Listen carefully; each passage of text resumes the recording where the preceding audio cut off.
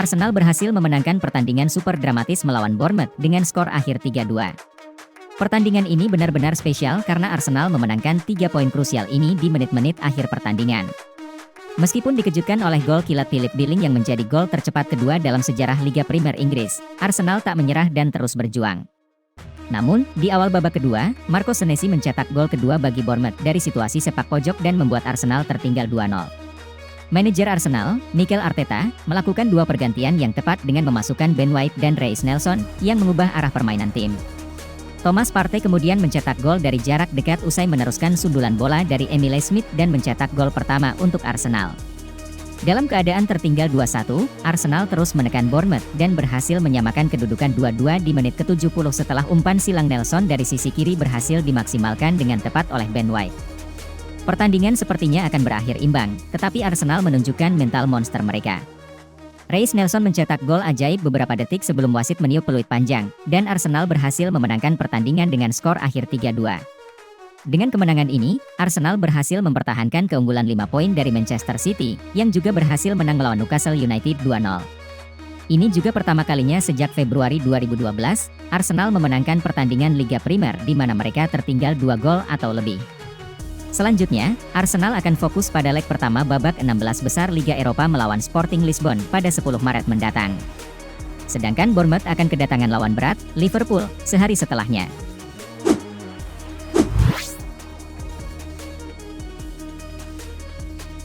Asisten pelatih Tottenham Hotspur, Christian Stellini, mengomentari tentang kegagalan klub untuk meraih trofi dalam beberapa tahun terakhir. Menurut Stellini, Spurs belum memiliki mental pemenang yang diperlukan untuk menjuarai kompetisi. Mereka terakhir kali memenangkan piala adalah pada 2008, dan sampai saat ini, klub asal London Utara ini belum meraih trofi lagi selama hampir 15 tahun terakhir. Dalam beberapa musim terakhir, Tottenham bahkan sering tersingkir di putaran kelima Piala FA. Stellini mengakui bahwa ini adalah hal yang sulit. Serta menurutnya, para pemain dan staf harus mempunyai rasa lapar untuk memenangkan pertandingan. Meskipun demikian, Stellini optimis bahwa Spurs dapat mengubah tren ini di masa depan jika mereka dapat meningkatkan mentalitas dan fokus pada setiap pertandingan. Asisten pelatih asal Italia ini juga menegaskan bahwa mereka harus melupakan kegagalan masa lalu dan berfokus pada apa yang terjadi saat ini dan masa depan.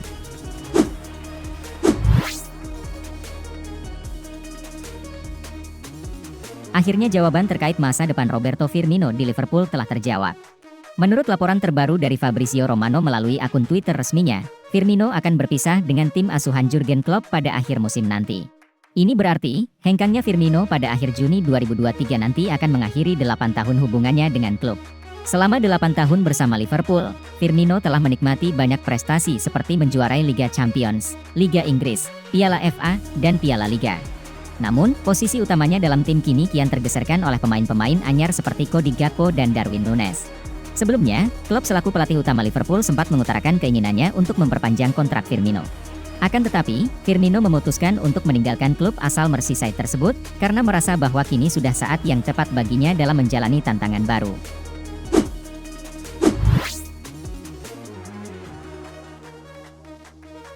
Liverpool disebut-sebut sebagai klub terdepan untuk merekrut gelandang milik Chelsea, yaitu Mason Mount. Menurut laporan yang dilansir oleh Daily Mail, masa depan Mount di Stamford Bridge masih belum jelas hingga saat ini. Kontraknya tinggal tersisa 1 musim lagi bersama The Blues, membuat Mount bisa saja menerima tawaran perpindahan klub di jendela transfer musim panas 2023 nanti. Meski sebenarnya Chelsea masih ingin mempertahankan Mount dalam jangka panjang, namun pembicaraan mengenai kontrak baru untuknya masih tersendat. Mount ingin meminta kenaikan pendapatan gajinya agar sejajar dengan pemain senior dan pemain anyar di klub, namun permintaannya tersebut belum direspon oleh pihak Chelsea. Situasi ini kemudian dimanfaatkan oleh Liverpool, terutama oleh manajer Jurgen Klopp yang sedang berambisi dalam membangun skuadnya, terutama di lini tengah. Kabarnya, Liverpool akan berusaha keras untuk merekrut Mount ke Anfield Stadium.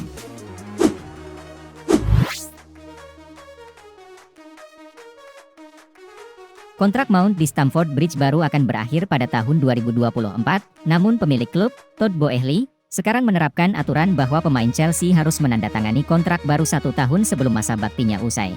Sejauh ini, Mount menolak tawaran kontrak baru dari klub dengan alasan gaji yang ditawarkan kurang tinggi.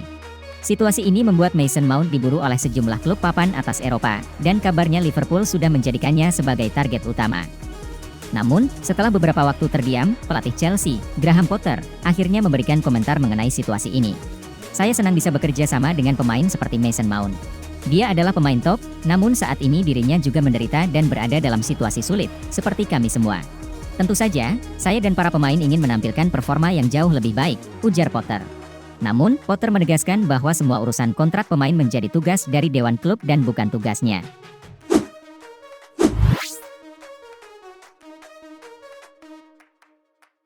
Pelatih Chelsea, Graham Potter, menyatakan bahwa skuadnya masih tetap solid dan mendukung dia dalam upaya menyelamatkan musim yang sulit ini. The Blues saat ini berada di posisi ke-10 klasemen dan berhasil memangkas selisih 14 poin dari zona 4 besar saat bertanding melawan Leeds United. Meskipun performa buruk tersebut memicu desakan untuk memecat Potter, pemilik klub masih percaya pada sang manajer. Todd Boehly dan Behdad Eghbali masih mempertahankan Potter meskipun klub hanya meraih 2 kemenangan dalam 15 pertandingan terakhir. Potter mengatakan bahwa dia dan para pemain sedang dalam proses untuk meningkatkan performa tim dan menyampaikan pesan mereka dengan lebih baik. Dia mengakui bahwa staf pelatih belum melakukannya dengan cukup baik, dan dia yakin para pemain juga akan mengakui hal tersebut. Namun, Potter mengatakan bahwa dia merasa terbantu dengan dukungan dari para pemain dan semua orang di klub. Meskipun situasinya belum membaik, dia tetap berjuang bersama dengan para pemain untuk meraih hasil yang lebih baik. Sebelumnya, Potter dan keluarganya menjadi sasaran pelecehan di dunia maya. Namun situasi tersebut mendapat simpati dari manajer lain seperti Mikel Arteta dari Arsenal dan David Moyes dari West Ham United. Potter mengatakan bahwa meskipun sedang mengalami masa sulit, dia tetap suka dengan tantangan yang dihadapinya dan tidak akan mengeluh untuk menjalaninya.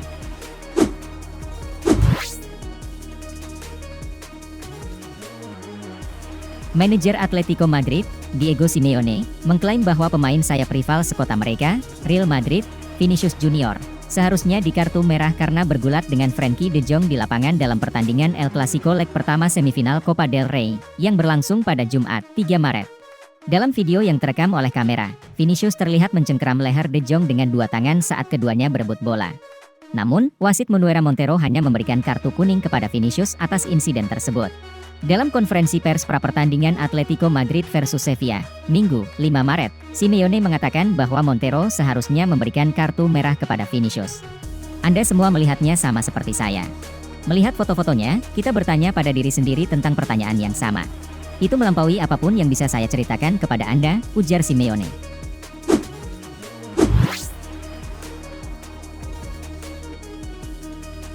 Kabar selanjutnya masih dari klub Spanyol, Barcelona. Barcelona dikabarkan tidak akan bisa merekrut pemain baru di musim panas nanti kecuali mereka mengurangi beban gaji sekitar 200 juta euro terlebih dahulu. Hal ini ditegaskan oleh Presiden La Liga, Javier Tebas, dalam acara KTT Bisnis Sepak Bola Financial Times di London pada Jumat 3 Maret.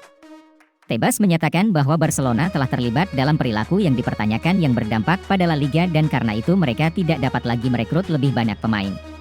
Barcelona menjual hak siar TV 700 juta euro dan mencoba menemukan berbagai cara untuk mengatasi situasi tersebut, tetapi mereka tidak akan dapat melakukannya musim depan. Barcelona harus mengurangi pengeluaran mereka untuk gaji dan transfer dari 650 juta euro menjadi 450 juta euro, sehingga anggarannya minus 200 juta euro. Mereka harus mengurangi investasi mereka pada pemain dan diharapkan menjual pemainnya. Untuk setiap jumlah yang mereka hasilkan dalam penjualan, mereka dapat membelanjakan 40% dari itu. Defisit itu kemungkinan akan ditutup melalui negosiasi ulang gaji pemain. Barcelona hanya akan membuat kemajuan yang signifikan dalam memenuhi tuntutan Tebas jika mereka melakukan setidaknya satu penjualan uang besar.